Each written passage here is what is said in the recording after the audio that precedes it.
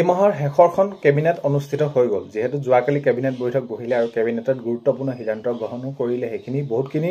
বিষয়ে সেইখিনি সিদ্ধান্ত গ্ৰহণ কৰিলে আৰু অতি অপেক্ষাৰে ৰৈ আছিলে যে এইখিনি আমি ভাবি আছিলোঁ যে এতিয়া এই মাহতে সিদ্ধান্ত হ'ব নেকি বা হ'ব লাগে কিয়নো এইখিনি দিয়া কথা কোৱা হৈছিলে তো ভিডিঅ'ৰ থাম্বনেইলৰ টাইটেল লিখি আপোনালোকে নিশ্চয় গম পাইছে ভিডিঅ'টো কোনটো বিষয়ত হ'ব কৈ আছে হয় এককালীন 2 লাখ টকা এতিয়া কেতিয়া দিব এই অক্টোবৰ মাহতে এইখিনি দিব কথা আছিলে দিম বুলি কৈছিলে এতিয়া সিদ্ধান্ত গ্ৰহণ কৰিব নেকি বা কেবিনেটত এইখিনি তেওঁলোকৰ বিষয়ে আলোচনা কৰিব নেকি এনেকুৱা ধৰণৰ আৰু যেহেতু যোৱাকালি অনুষ্ঠিত হৈ গ'ল আজি হৈছে 30 তাৰিখ আৰু অহাকাইলৈ 31 তাৰিখ আৰু অহাকাইলৈতো সেইখিনি সিদ্ধান্ত গ্ৰহণ কৰা তেনেদৰে কোনো বিষয় নাই বুলি ভাবিম কাৰণ কেলে আৰু ইমান ঘনাই নহয় কেবিনেট বৈঠকবোৰ আপোনালোকে গমে পাইছে তো কথাটো হ'ল কি এককালীন যি অংগনবাদী কৰ্মী সহায়িকাসকলক কেতিয়া কৈ দিব তেতিয়া এই ভালেখিনি আপোনালোকে যদি যোৱাকালি কেবিনেটখন চায় তেনেহ'লে ভালেকেইটা বিষয়ৰ ওপৰত তেওঁলোকে সেইখিনি অনুদান কৰিছে আৰু ঠিকে আছে সেইখিনি ক্ষেত্ৰত আৰু কাৰণ কেলে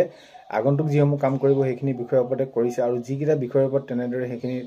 ধনৰাশি দিছে বা এইখিনি কাম কৰিছে সকলোখিনি আদৰণীয় কাৰণ কেলে প্ৰত্যেকটো বিষয়ৰ ওপৰত কৰিব লাগে আৰু সেইবাবেই ভাবি থকা হৈছিলে যে এই মাহতে যিহেতু তেওঁলোকক এককালীন সাহায্য এই 2 লাখ টকা আপোনালোকক দিয়া কথা কৈছিলে তো তাতে আলোচনা হ'ব নেকি বা হ'ল নেকি বা কি হ'ল বা কেনেকুৱা হ'ব পাৰে বুলি সকলোৱে আশা কৰিছিলে আৰু তো সেইখিনি এতিয়া ক্ষেত্ৰতটো শেষেই হ'ল বাৰু যি কি নহওক এই বিষয়ে সকলোখিনি কথা আজি ভিডিঅ'টোৰ জৰিয়তে জনাবলৈ গৈ আছোঁ শেষলৈকে চাব আৰু শেষলৈকে চাব বুলি আশা কৰিলোঁ আৰু এইখিনিতে আপোনালোকক এটা অনুৰোধ কৰিম চেনেলটোলৈ যদি আপোনালোক নতুনকৈ আহিছে ছাবস্ক্ৰাইব কৰি ৰাখিব যাতে নতুন এটা ভিডিঅ' দিয়াৰ লগে লগে আপোনালোকে আগতীয়াকৈ চাবলৈ পায়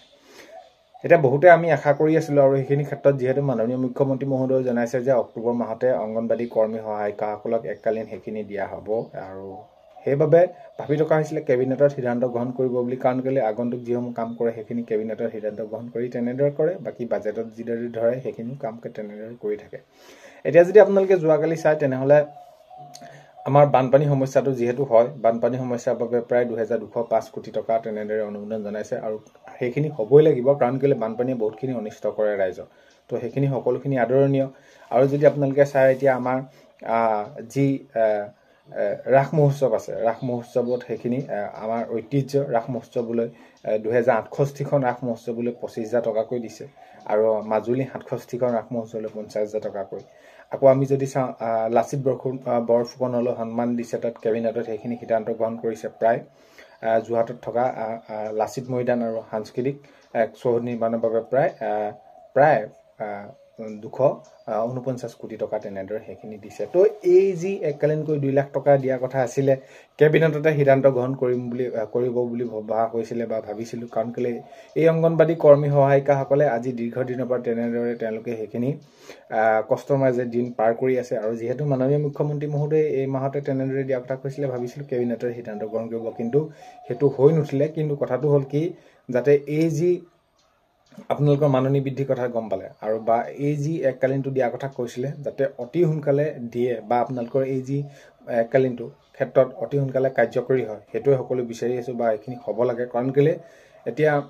কিমান কষ্ট হয় বা কিমান কষ্টৰ মাজেৰে দিন পাৰ কৰিবলগীয়া হৈছে সেইখিনি আপোনালোকেহে বুজি পাইছে আমিতো কোৱা তেনেদৰে কৈছোঁ বা এইখিনি ক্ষেত্ৰত কিন্তু কথাটো হ'ল কি এই নিৰ্দিষ্ট এই যি বিষয়ববীয়াসকলে তেওঁলোকে বুজি পাব লাগে বিভাগীয় কৰ্তৃপক্ষসকলে যে এই বিষয়টো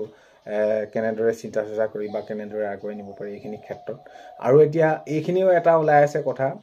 যে আপোনালোকৰ কেন্দ্ৰীয় চৰকাৰে আপোনালোকৰ মাননী বৃদ্ধি কৰিছে এনেকুৱা ধৰণৰ প্ৰধানমন্ত্ৰী নৰেন্দ্ৰ মোদী ডাঙৰীয়া এনেকৈ কিবা ক্লিপ এটা দি তেনেদৰে আৰু সেইখিনি তেনেদৰে কোনো ধৰণৰ সিদ্ধান্ত গ্ৰহণ কৰা নাই অসম চৰকাৰে যিখিনি সিদ্ধান্ত গ্ৰহণ কৰিছিলে আপোনালোকৰ অক্টোবৰৰ পৰা মাননী বৃদ্ধি কৰিব বুলি সেইখিনিয়ে তেনেদৰে কৰা হ'ব আৰু আপোনালোকে সেই যি